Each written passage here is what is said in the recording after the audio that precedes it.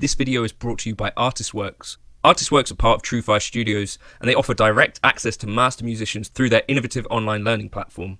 Partnering with iconic musicians, they've crafted decades of industry experience into guided paths of online lessons.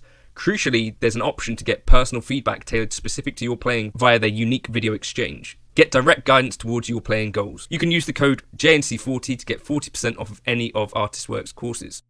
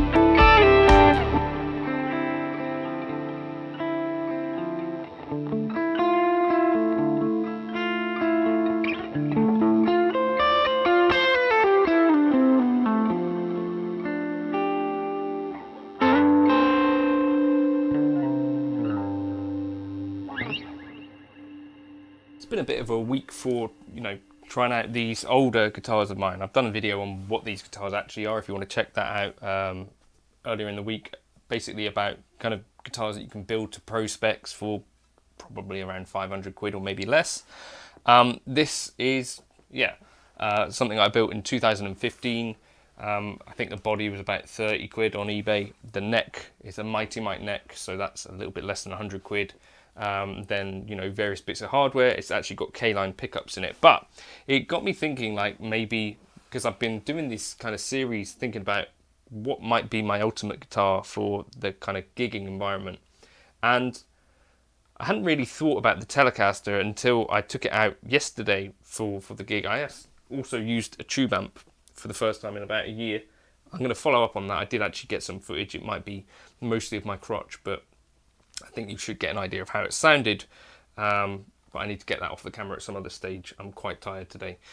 So anyway, this, as I've said before, has a little bit of a slimmer neck, maybe something a little bit more like a classic vibe, but for that reason I'm able to string it up with 11s and still feel pretty comfortable on it.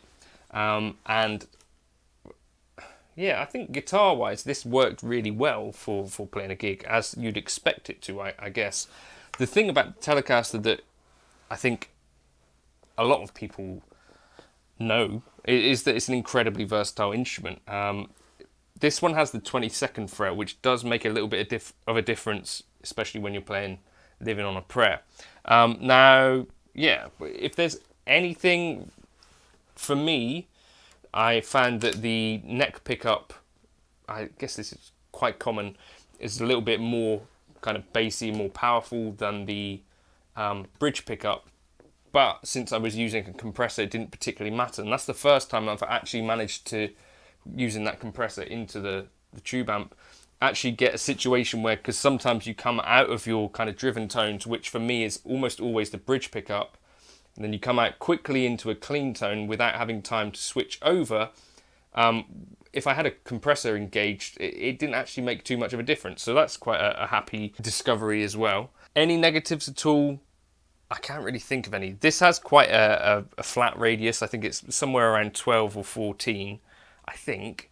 So that's another aspect. But of course, you'll know that Telecasters have been used from genres wide-ranging, you know, jazz, country, of course. The Telecaster, I guess, would be one of the guitars of choice for most country musicians, right? You've got Brad Paisley, Brent Mason, all of these kind of guys. Does Keith Urban play a Tele? I don't know. Anyway, but yeah, loads of Danny Gatton. Yeah, all of these kind of players. Duke Levine as well, I think. You know, players that sort of cross many genres. Of course, many rock players. So I can remember watching Top of the Pops growing up and seeing people playing Telecasters. The guy from the Lost Prophets. That was on Reverb actually, relatively recently. Went for $3,000, I think. Then, of course, the heavier side of things. So I think Jim Root has a signature Telecaster. Jason Wade, I think you know about that. But yeah, I just think they're a really, really, really versatile instrument. And yeah, I really like the sound of the bridge pickup. It's kind of got plenty of girth for driven tones, but also clarity. But also, this neck pickup specifically is supposed to be wired somewhat like a Strat neck pickup. That was what I asked Chris from K-Line to do. So for that reason, this is a really nice spanky, and for funky stuff, I really, really, really was digging it. So like the stuff in the earlier part of the set where we're doing things like CeeLo Green or Bruno Mars, some things that need a little bit of spank to them. It worked really nicely for that, and it was quite nice to get away from using humbuckers for a change live. If you notice on this video, I think you probably pick up that there was a little bit of buzz. I guess that's one slight downside. You've got these single coils, which can be a little bit more prone to noise. Well, definitely are more prone to noise in a live situation, or even in a studio situation where it's more annoying. But I guess Sir probably have the best answer to that. Let me know if you've got suggestions of good kind of silent single coil type systems that actually work and don't destroy your tone. Those lace sensors that I tried from Gali, those are really cool, but not totally silent, but quieter than a single coil or traditional single coil. I'd like to know your thoughts, but it kind of, yeah, maybe this is the perfect gigging guitar because it's really quite a lightweight instrument. Doesn't have the springs and stuff that you get in a Strat, so you can be relatively easy to find a Telecaster around sort of £7, sometimes even under. They've got a bit more sustain, I'd suggest, because of the hard tail. They look really cool. Not that that matters, I guess. But a Telecaster, I think, looks classic as well, and has this real simplicity, and this pickup selector is in the right place pretty much for me. I think I did knock it a few times, but I'd rather that than miss it completely. So I've been gigging a Les Paul, and I'm having a little bit of trouble with that. And then also I've been gigging a PRS DGT, and it was out of sight here. At least it's here for me to see, and the volume knobs are great to get to as well. So let me know if you gig a Telecaster or if you've tried one. Is there anything you didn't like about it? Is there anything you change? I think maybe Sir actually have some really good ways of getting a bit more fret access. So they scoop this part here, and then this join is a little bit neater. That's one little thing for me. The upper fret access is not amazing because you've got that chunky heel, so trying to get to that D is sometimes a bit of a struggle. That might be the one downside of a Telecaster for live use for me, I think. Let me know your thoughts. I think the Les Paul DGT, the Telecaster. The Telecaster, I think I felt most comfortable on for a function gig with lots of different types of tunes, from rock to pop, soul, and all that stuff. Kind of did everything really well, as I guess you might have already expected. Let me know your thoughts. Cheers.